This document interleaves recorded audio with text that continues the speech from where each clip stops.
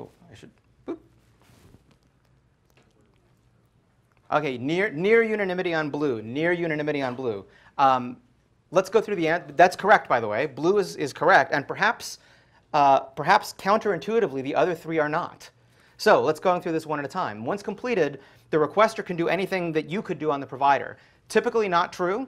Typically, if the provider allows a variety of things that you could do, like posting versus following, there are separate, when you make the request, there's some format or some protocol by which you specify to the provider what you're asking for.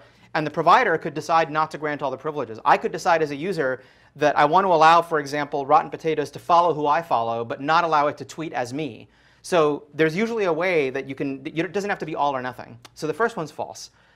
If your credentials on the requester, Rotten Potatoes, are compromised, what happens to your credentials on the provider? Nothing. They're perfectly safe. The whole point being you never revealed your credentials of the provider to the requester. The only thing that happens is somebody has Rotten Potatoes has this token, and now some evil hacker may have a token that allows Rotten Potatoes to do certain things as you. But since the number 4 is true, it can be time limited. The damage can be mitigated, and the provider can revoke access. So Twitter can say, I will no longer honor this token because, for example, Armando logged into Twitter and reported that some other application that has access to Twitter has been hacked.